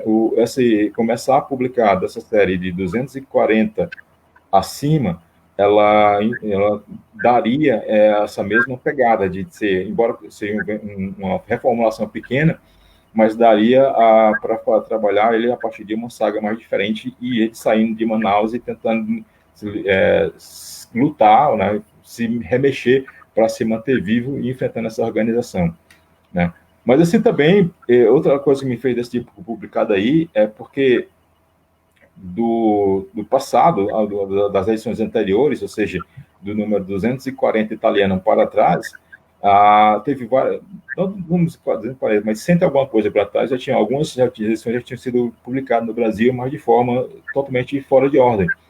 Então, aí eu tive a ideia de estabelecer uma série do Mr. No a partir do número 241, com essa saga montada pelo Minhaco, e que a gente vai pegar do número 241 e vai até a dos 379, se não me engano, agora também foi o último número, 379, e estabelecer uma outra série, que é a Mr. No Clássicos, né? Que aí vai trazer material do próprio Nolita, do próprio Sérgio, e essa série já começa agora no início do ano, 2021, e essa série ela vai publicar as edições que a partir do momento em que a Record parou no número 33 da série regular, né? Então, nós vamos pegar a partir do número 34 e levar até o 240. Né? Aí tem um material mais clássico, que é o material da década de 70, 80 e tal. Então, aí você vai ter essas duas séries inicialmente. Vamos dizer que o retorno de sucesso de leitores que estamos esperando ter. Porque esse primeiro volume, ele não bateu a meta no Catarse, mas a questão de meta no Catarse a questão de meta no Catarse para a gente é uma coisa muito especial, porque, na verdade, a gente usa o Catarse como pré-venda, né? Então, batendo a meta ou não, a gente vai publicar o que a gente coloca lá no Catarse, por isso que usa Flex. É lógico, como eu falei várias vezes, se a meta chegar a for alcançada, ultrapassar, isso já indica pelo menos um pequeno sucesso. Não é um sucesso estrondoso, né, porque para a meta no Catarse que a gente coloca, é sempre uma meta simbólica, até mesmo para não assustar a pessoa que está apoiando, porque acho que vou colocar uma meta muito alta, a pessoa ficar meio assustada, né? Mas a meta que a gente coloca no Catarse, ela não dá para cobrir todos os custos de editoração, né? Quando eu falo editoração, porque a gente não usa o Catarse para pagar as licenças dos personagens, não. As licenças, quando a gente bota um material, anuncia um material, as licenças já estão tudo pagas, então o Catarse é para cobrir custos de gráfica, de impressão, lógico, né, acabamento, e custo de edição, como tradução, esses detalhes assim, e transporte também, né?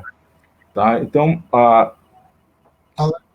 mas, assim, falando ainda no Mistanô, é um assunto que é tanto quanto tabu, né, que é republicação, mas nós acreditamos no personagem, né, e na qualidade das histórias, e não posso dizer quando, se vai ser já em 2020, se é no próximo ano, espero que sim, talvez, o que eu puder fazer para adiantar isso, agilizar isso, eu vou fazer, mas nós pretendemos republicar o material que saiu pela Record também, ou seja, do número 1 ao 33, né? Nós, no formato grande, formato de 4 edições, nesse formato que você já viu aí do volume 1, no mesmo papel, com nova tradução, o mesmo acabamento gráfico e tal, né? E o Mistanu, ele ainda não chegou na Itália, né? A gente enviou para lá, mas nesse período aqui de Covid, os correios, né, estão muito lentos, né? Mas quando a gente todo o trabalho finaliza toda a edição do livro aqui, da publicação, a gente manda para a Panini, né, para ter a aprovação final antes de ir para a gráfica, né? E o gerente de licenciamento da Panini lá falou que não viu os arquivos do Mr. No, eles foi só elogios, né? E eu fiquei muito contente por isso, né? Porque eu tentei dar um visual, né? Então, eu achei interessante tocar nesse assunto porque eu estou sempre recebendo e-mail de leitor e eles estão sempre apontando alguma coisinha que eles gostariam de ver na publicação, né? Então, ou a ausência de alguma coisinha que eles gostariam que tivesse, porque ele disse que é uma característica da Bonelli ter naquilo lá, né? Primeiro é título nas capas, né? Outro detalhezinho é que alguém me mandou um e-mail dizendo que eu não gostou do título que eu usei, no logo do Mistanu que eu usei nossa série, que preferia o outro logo que é usado pela editora 85. Ou recebi e-mail de que pessoas que só não gostaram de toda a edição, só não gostaram pelo fato de que no final das histórias não existe a palavra fim dos episódios, na Bonelli sempre coloca fim do episódio, final da história. E uma outra coisinha, né? É bom ter essa oportunidade para eu falar aqui, e não só em particular para uma pessoa, mas para todos que estiverem escutando ou assistindo, acompanhando essa live, é que o Mestano é um personagem da Bonelli, lógico, sim, as histórias dele estamos licenciando esse material para publicar aqui na Dragon, né? Então, eu queria dizer que, mesmo sendo um material licenciado, a Dragon existe um padrão de um visual gráfico que nós damos para o livro. Isso é uma particularidade nossa da Red Dragon. Nós vamos usar essa visual nosso para o material que a gente licencia da Bonelli, tá? E quando a gente publica, antes de publicar, antes de botar uma imagem no site ou no Catarse, a gente manda para a Bonelli e eles para que eles aprovem ou não, tá? Então, nosso material, nosso visual dado para Lilith, para Mr. No, por Xangai, que já está na gráfica logo que está chegando por aqui, né, que vai ter na GE, e em todas as nossas publicações, eles são aprovados pela Bonelli. Então, o fato de não ter um final, no final do episódio, no final da história, é uma particularidade nossa, e a Bonelli não tem problema nenhum nisso. O logo, sobre o logo, a gente usou o logo, que é o logo oficial do Mr. No, para aquela fase da publicação que nós estamos publicando agora.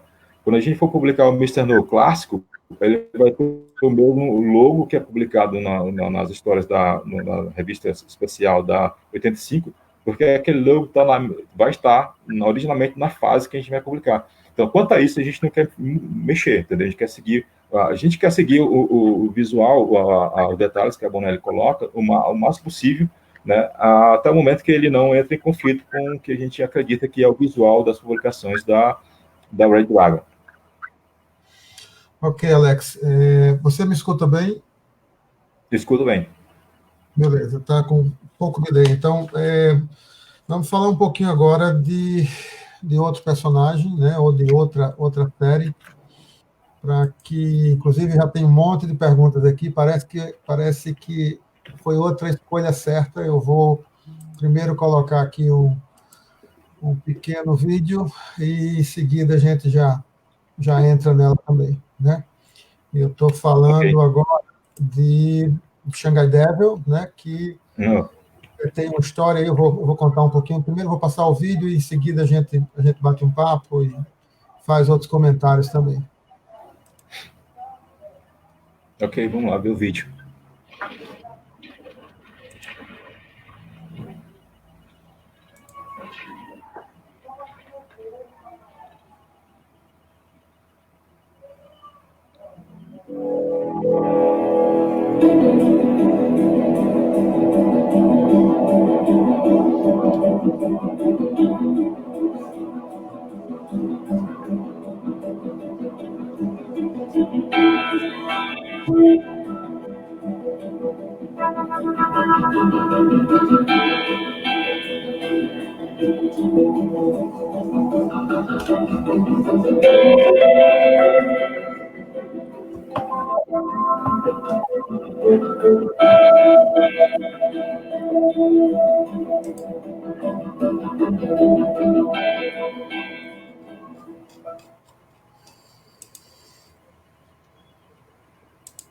Lembrando para quem está nos acompanhando, e a gente vai começar a falar sobre Shanghai Devil, que Shanghai Devil, na verdade, tem uma relação com Face Oculta, né, que iniciou no Brasil com 2 volumes, parou, e em seguida saíram em 3 volumes, né? Volume o Face Oculta, no caso. Face Oculta, exatamente. Estou falando da relação que Face Oculta tem com Shanghai Devil, né? Então, seria bom comentar um pouco sobre isso, porque alguns leitores pensam que é obrigado ler um para poder ler outro, né? E, na verdade, não. É só para mostrar uma coisa especial aqui, autografado pelo Alex Despolino, né? Um dos volumes do Face Oculta. E é uma coisa, mais uma vez, eu vou dar uma de fã, né? Está por trás também o Manfred, que é, para mim, um historiador acima de tudo, né? Então, cara, do Face Oculta, da edição da Panini, eu só li o primeiro.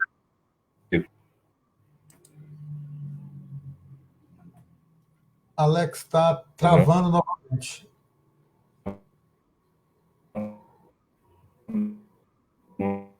Se você estiver me escutando, eu vou pedir para você entrar novamente. Ainda não.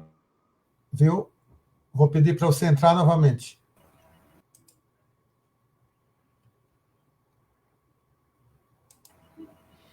Vê se melhorou. Pronto, agora tá, botou.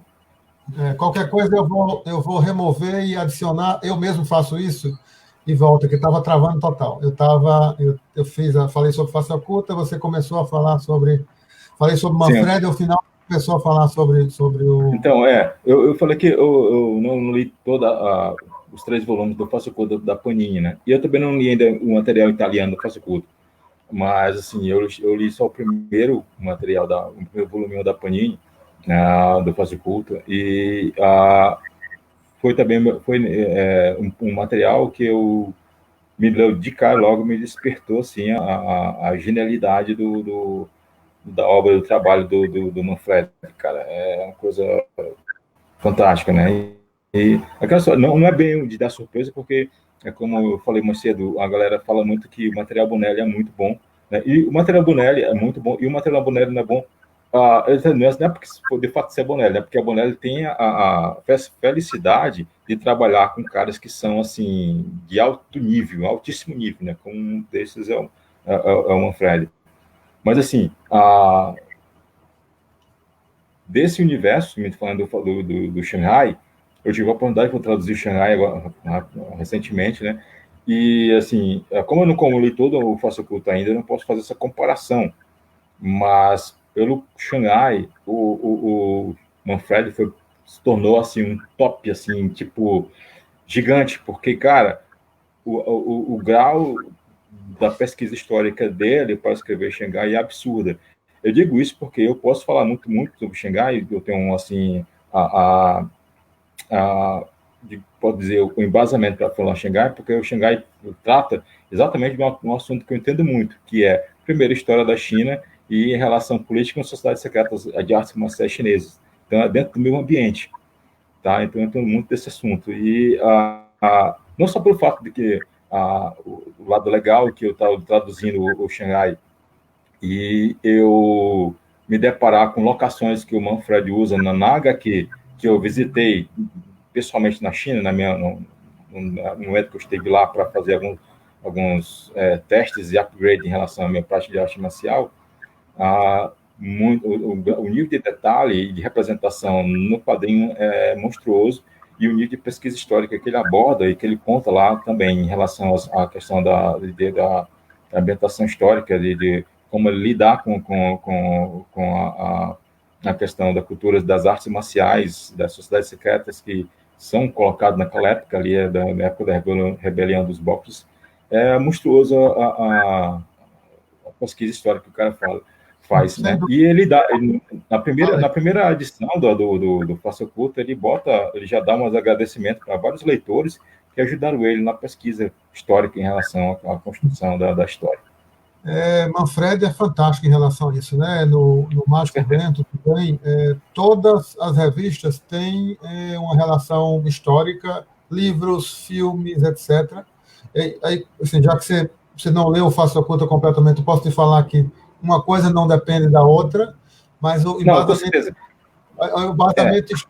embasamento histórico do Faça Oculta também é maravilhoso, assim como do Mágico Vento também é. Importante dizer isso aí aqui também, que a conexão que o Faça Oculta tem com o Shanghai Devil, é importante dizer que o Shanghai Devil não é uma continuação do Faça Oculta, ele é uma sequência, né? E a sequência é muito clara, por quê? Porque os acontecimentos do Shanghai se passam alguns anos depois dos acontecimentos do Faça Oculta. Mas a ligação que o Shanghai tem com o Faça Oculta, primeiro, o Hugo Pastore, que é o protagonista, ele vai estar em Xangai e vai estar no Faça Oculta. E o Pastore, no Xangai, ele vai estar carregando a máscara prateada que ele recebeu lá no Faça Oculta.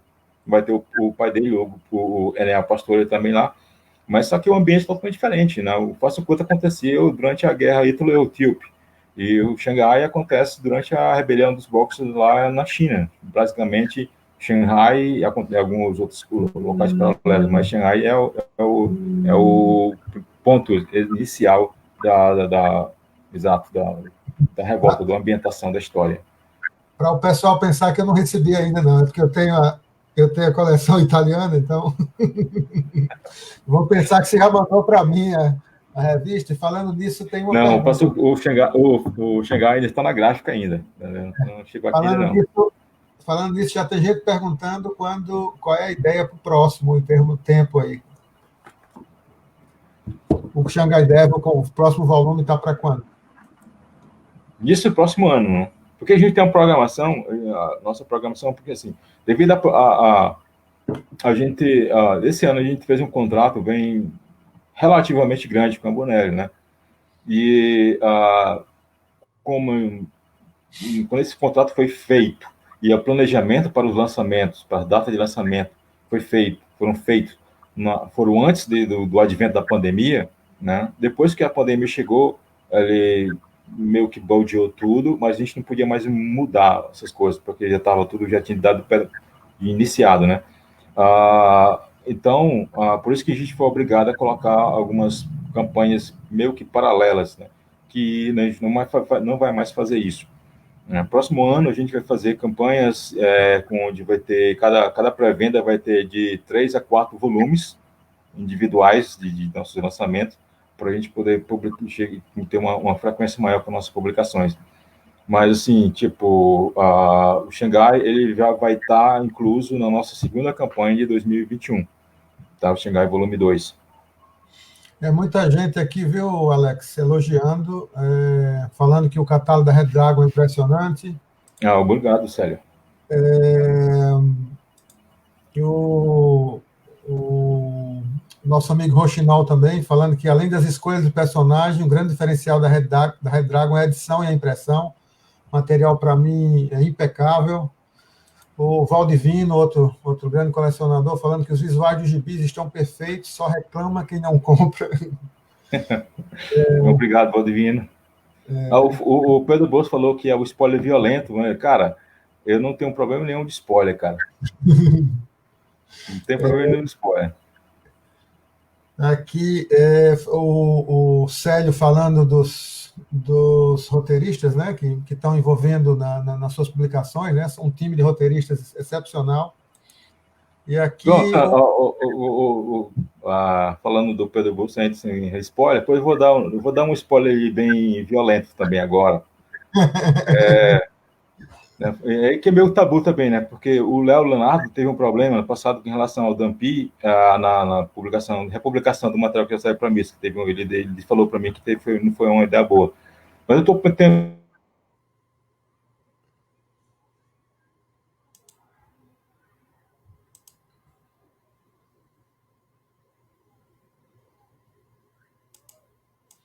Alex, acho que você travou, só um pouquinho.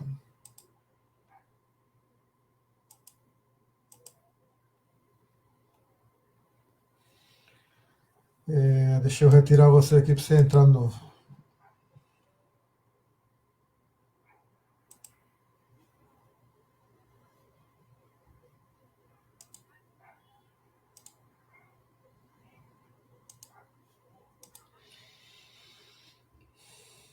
Alex, você precisa entrar de novo porque deu uma travada geral aqui. Dá uma passada aqui nos comentários enquanto o Alex volta. Aqui o Paulo Guanais, nosso tradutor de Bonelli, né, falando que, como o Alex disse, que Catarse é importante, mas que a Red Dragon vai publicar sua revista independente do Catarse. Quando será possível a editora obedecer a uma periodicidade regular? Essa é uma boa pergunta. Comentário aqui do Lucas Pimenta, falando sobre a escolha dos títulos do Alex, que nas edições nacionais tem tido bastante destaque. E Pedro Bolsa comentando aqui que o nosso amigo caiu. Estou aguardando aqui o Alex voltar, né? Ver se eu dou um toque aqui para ele voltar. E enquanto isso a gente vai dando uma passada aqui no vídeo. Só um minuto.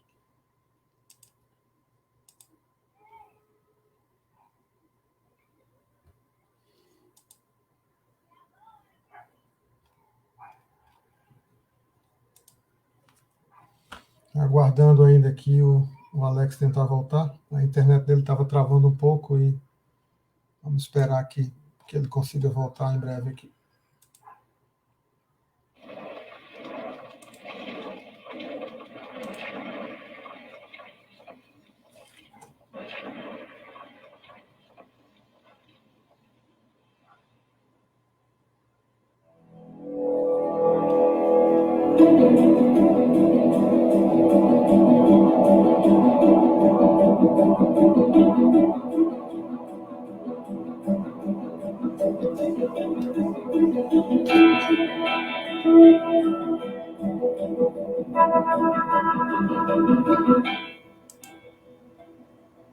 Pronto, estou de volta. Deu uma caída aqui.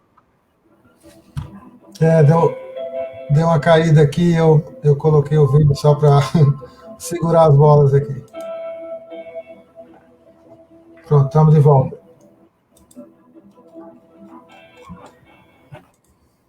Pode continuar, cara. Pronto, deu uma caída, mas voltou. Voltou. Beleza, então, né? Eu estava dizendo que dá um spoiler aí violento, né? Não é exatamente um spoiler, não. Né? Então, acho que o Pedro... mais uma novidade, notícia.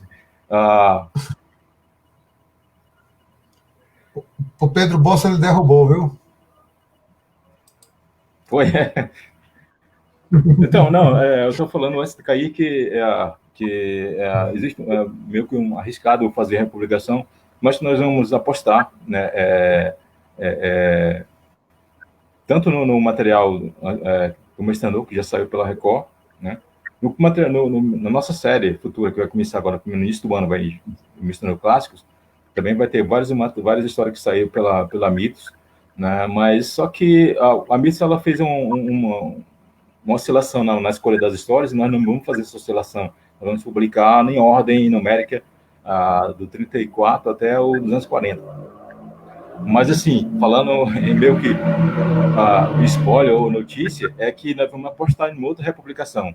Como a gente pegou o Shanghai Devil para publicar, e bem no início, algumas pessoas me pediram assim, para publicar o Shanghai num papel offset, para que eles pudessem ter uma uniformização na coleção deles junto com o Faça Oculta, que publicado da Panini, né?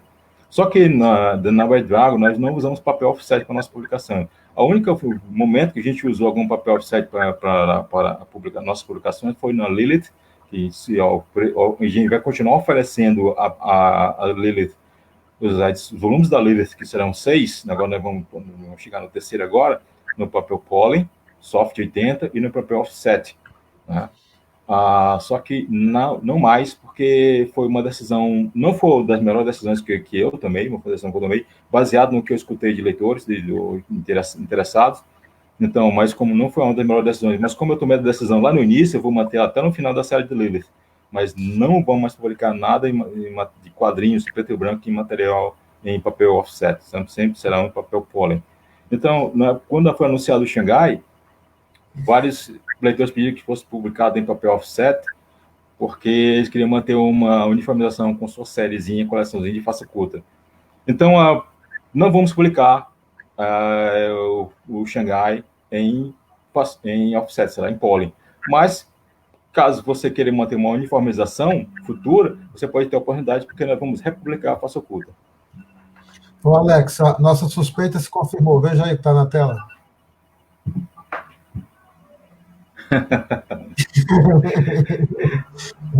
O Pedro não brinca não, viu? Cara, tem algumas outras perguntas aqui interessantes. Uma do Paulo Banais, que é o tradutor do Tex, né, um dos principais tradutores de Bonelli hoje no Brasil, e está falando da relação com o Catarse, mas está perguntando se você acha que no futuro, né, será possível que se tenha uma periodicidade mais regular, né, eu acredito que para todas as editoras essa pergunta é válida, né?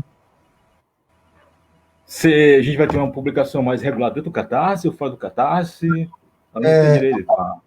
A pergunta é a seguinte: vocês todos, né, 85, Grafite, optaram pelo Catarse. Isso naturalmente faz com que vocês, vamos dizer, tenham um controle mais sobre tudo, mas se você acredita que você pode no futuro ter periodicidade mais regular, né? Ou seja, a cada 3 meses.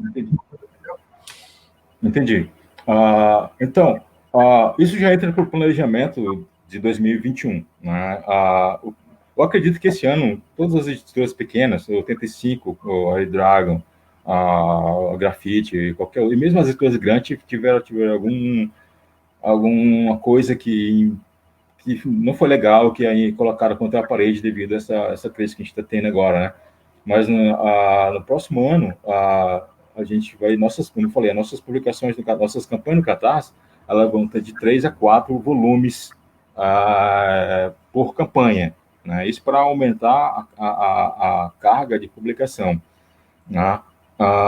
Mas também a gente quer começar a fazer experiências em fazer lançamentos, fazer as nossas pré-vendas diretamente no nosso site, sem passar pelo Catarse, né? A gente vai fazer, isso é uma experiência para ver se a pré-venda vai ter o mesmo apoio que ela recebe no Catarse, se ela vai receber no nosso site também, né? Então a gente tem que fazer essa experiência para saber, ir testando o terreno, né? Mas em relação à periodicidade, é uma coisa também que eu recebo e-mails perguntando se a gente vai um dia chegar a publicar mensalmente, né? Olha, a gente não tem nenhuma intenção de fazer publicações mensais, porque, primeiro, a Red Dragon não é uma editora que segue esse ritmo de bancas, entendeu? Onde ritmo de bancas é que as pessoas sempre têm que estar todo mês publicando alguma coisinha, que é falando em quadrinho, as pessoas no Brasil estão muito acostumadas com essa questão de pegar o quadrinho na banca, né? Mas, assim, esse mercado está mudando de uns tempos para cá. Todo mundo tem notado isso, né? Que o quadrinho de banca está cada vez mais se entrando num artigo de museu, entrando em extinção. E tanto que a gente não tem essa intenção de publicar coisas mensais, que a gente optou pelo formato que é comum chamado de encadernado. Nós pegamos 4 edições italianas e colocamos em um dos volumes nossos. Então, no máximo que a gente pode chegar a uma periodicidade mais rápida será talvez trimestral. Mas hoje, na nossa realidade de hoje, nós estamos tentando pegar algumas das nossas séries, manter umas semestralidades, e outras séries ficarão em uma periodicidade de anual. Tá? Mas mensal, a gente nunca vai ter interesse, nunca vai chegar a fazer publicações mensais. Tanto quanto a gente nunca vai ter interesse de publicar edições de 100 páginas. Seremos sempre as edições compilando de 3, 4, ou no mínimo dois volumes italianos para compilado pela nacional. Na verdade, os leitores estão começando já a se adaptar a essa questão, né? Até mais fácil para eles a facilidade do Catarse. É claro que, num futuro, com as editoras, vamos dizer assim, trabalhando num outro patamar, né? Todas elas equilibradas, se pode fazer pré-vendas e não se optar mais pelo Catarse. Mas eu queria falar um pouco agora de Lucas, cara, que é novidade. Não, com certeza. E Lucas também é uma campanha que está em aberto, né? Está chegando a 60%. Eu vou, como das outras vezes, colocar o vídeo aqui e em seguida a gente bate um papo. Manda lá.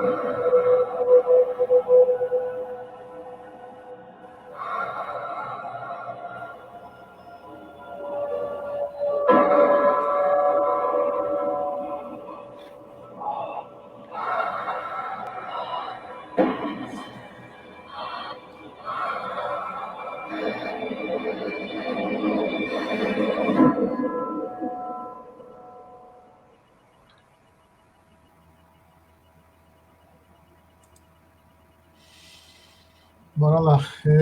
Lucas, é terror, é ação, o que é? Fala aí para quem não tem a menor ideia o que é Lucas. Cara, o Lucas é uma coisa que me conquistou, cara, porque, tipo, eu gosto de... Ele é um, tipo, um caldo de muitas coisas que eu gosto, né? O Lucas é terror, porque a gente tá lidando com os chamados mortos-vivos, né? O Lucas é ação, sim, né? O Lucas é aventura, sim, o Lucas é romance, entendeu? Então, foi uma mistura muito legal de muitos dos gêneros que eu gosto, né? Então, me conquistou e eu estou adorando traduzir, né? Então, está dando um trabalho, a tradução e edição de Lucas, não porque a linguagem rebuscada, não, é porque vários... porque os originais que a Bonelli mandou, as artes estão limpas. Geralmente, quando ela manda o material digital, já tem todos os balões de fala e as caixas de texto na arte. E no Lucas eu limpo. Então, além da tradução, vamos ter que criar todos os balões, as caixinhas de texto para na edição brasileira, e isso vai dar um trabalhinho bem considerável. Mas beleza. O Lucas é terror porque a gente está tratando de mortos-vivos, né? Então, como eu sou um cara que gosta muito dessa temática de morto-vivo, desde a época, tipo lá, do filme do Romero, do Noite Alucinante, não, Noite dos Mortos-Vivos, quem assiste The Walking Dead, falar isso, The Walking Dead é uma série de quadrinhos que eu adoro, que é muito boa, né? Só que o Lucas, a forma como o Michael Emmett cria Lucas é legal e porque é diferente do que a gente já entende por morto-vivo, porque ele não é um morto-vivo, sabe? O cara que o corpo em decomposição que vai sair do túmulo e vai aí andar como um zumbi no meio da rua procurando um cérebro para comer, não é? Tá? Os mortos-vivos do Lucas, eles são inteligentes, né? Eles são inteligentes e eles são meio que não quero dar spoiler, mas é como se existisse uma organização secreta que domina a cidade fictícia onde a série acontece, que é a Deathrópolis, e essa organização secreta ela quer manter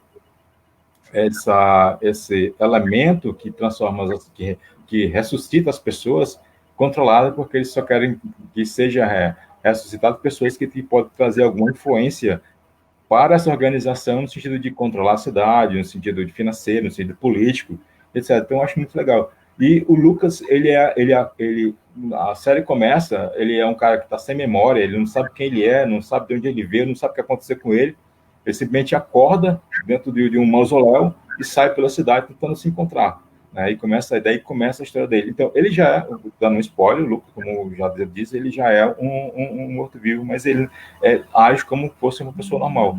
E eu acho isso, a premissa disso aí, muito interessante, que é diferente do que você já tem, diferente, inclusive, da série do The Walking Dead, né? Que The Walking Dead são pessoas tentando viver a sua vida normal em meio de um apocalipse zumbi, né? Já no Lucas não é diferente, né? Os chamados zumbis, eles têm inteligência e eles tentam viver a sua vida dentro daquela cidade, controlando a cidade, das sombras, entre aquele mundo de humanos que vive naquela cidade também. Mas é muito interessante porque, tipo, você nota que é uma cidade muito violenta, uma cidade sombria, uma cidade onde que que você menos espera pode ser um predador para a sua vida. Então é muito, muito legal a história. E não vai ser somente só a questão de Lucas, não vai só lutar para enfrentar essa organização secreta para continuar vivendo, mas ele vai lutar também para impor a sua visão sobre o humano, porque ele tem uma empatia com os humanos, e ele vai também lutar para proteger alguns entes queridos que ele vai ter durante a história dele. Então é muito interessante a história também. E a arte também é bonita pra caramba, né, cara? Muito legal. E está em campanha, né? Falta ainda aqui uns 20 dias, 17 dias para terminar. O Lucas está em campanha, ele vai encerrar a campanha, a pré-venda do Lucas vai encerrar no Catarse no dia 9 de setembro. Então, quem quiser aproveitar para o preço promocional do Lucas, tem até 9 de setembro para apoiar. Depois de encerrar o Catarse, aí o Lucas passa a ter o preço fechado, e aí vai até o final do estoque, porque a gente, depois da pré-venda do Catarse, não tem mais promoção, não. Isso também é uma resolução da White Dragon, a gente não volta nesse ponto, não. Vamos para a nossa novidade maior, que é a GE, né? E para muita gente no Brasil também é uma novidade muito grande. A gente não tem... eu vi que você tem um vídeo, mas é um vídeo de uma entrevista não é um vídeo pequeno, então vou só deixar na tela um pouquinho aqui, né? A Geia, que tá aqui. Mas queria que você falasse um pouquinho também. Realmente a gente não fez. Quem é essa personagem? A gente não fez vídeo para a Geia. Mas a ideia a gente não fez vídeo para a Geia porque a ideia era ter uma entrevista com o Luke Enoch para a venda de Geia. Mas aí aconteceu algumas coisas e tal, e nós estamos ainda desenrolando essa questão da entrevista com o Luca, que vai sair. Né? Eu não sei se vai sair ainda em tempo para pegar para venda, mas vai sair essa entrevista com o Luca. Cara, Geia é outra criaçãozinha do Luca que me fascinou, cara, porque ela é totalmente diferente da Lilith. Ela não é a pessoa implacável que a Lilith é, né? A Lilith é praticamente um exterminador do futuro, né, cara? Compara muito com a ideia do... Embora ela não tenha um sotaque austríaco do Schwarzenegger, mas a Lilith é um exterminador do futuro. Ela vai para o passado simplesmente com a função de exterminar a galera que tem infectado pelo Triacanto. Já a Geia, ela é muito interessante porque é o oposto de Lilith, né? Mas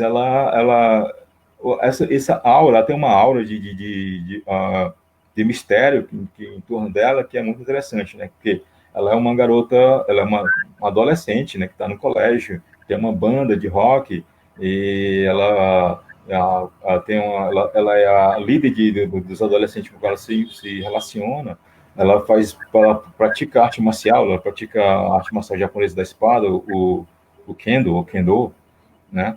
E ela tem essa relação, ou essa missão, que ainda que as pessoas vão descobrir com a lenda dela, na história, que é a missão de proteger a raça humana, ou mais precisamente a cidade em qual ela mora, de monstros mitológicos ou de seres interdimensionais.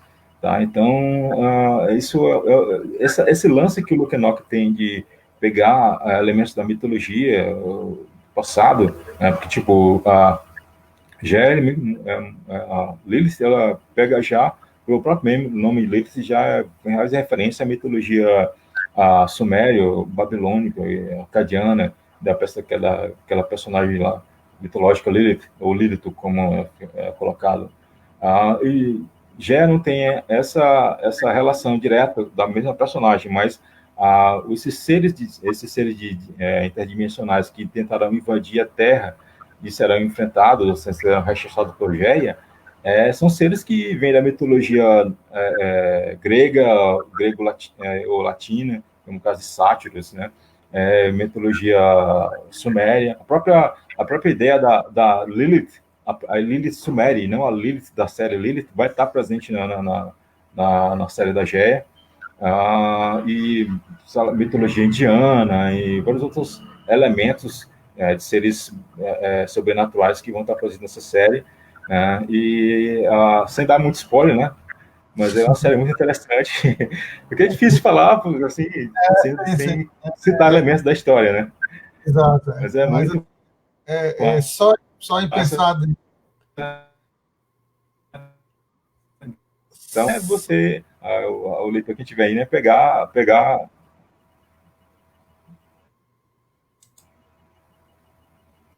É só de ver a relação com o Luke Enoch, né? Já é uma grande coisa. Acho que você está travando um pouquinho. Só de ver a questão do Luke Enoch, a relação com o Luke Enoch e o mundo que ele cria, né? Já é chama atenção para uma personagem diferenciada, né?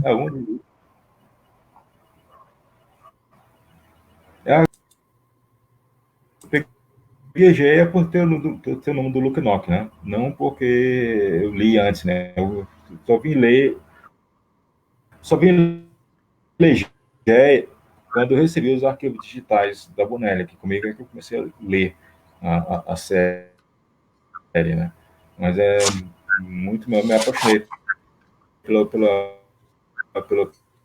personagem e isso resulta em que, se você viu o nome do Luke Enoch na capa de uma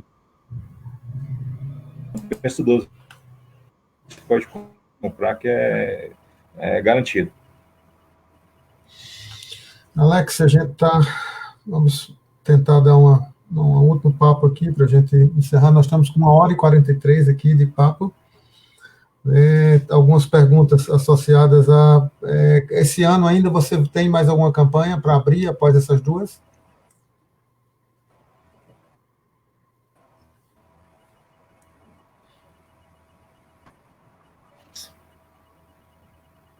Alex, deve estar com delay. Esse ano nós temos uma... Oi.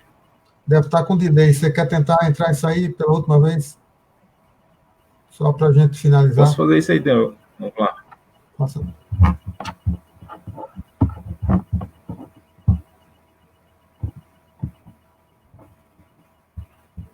só para garantir que a gente vai ter uma finalizada aqui de forma mais tranquila, né? A gente está conversando aqui com o Alex Magnus, nosso editor da Red Dragon, e já papeamos bastante aqui sobre vários personagens e estamos finalizando aqui, né? Durante a live de alguma estabilidade da internet dele, mas o papo está muito legal, né? A gente passaria muito mais tempo aqui, mas são muitos assuntos e a gente espera, no segundo momento, né? Como eu comentei mais a princípio, da gente bater um papo junto com o Leonardo Campos também, da 85, sobre Mister No, né? Vamos estar em algum momento aqui com Wagner, vamos estar com o Lucas Pimenta e o pessoal da Trem Fantasma, e a ideia é que a gente possa estar batendo esses papos sobre personagem e também bater papo sobre as editoras, né? Muitas editoras novas no mercado, trabalhando novos personagens da Bonelli, e a Red Dragon é uma dessas, e que tem feito um trabalho, como muita gente comentou aqui, muito legal. Estamos aqui de volta com o Alex. Alex, você estava fazendo alguns comentários gerais, e eu tinha perguntado sobre se você tem alguma campanha para esse ano ainda, e se tem alguma novidade mais sobre Bonelli para o próximo ano ou para esse ano mesmo. Então, ainda teremos um catarse esse ano, mas ele não será Bonelli.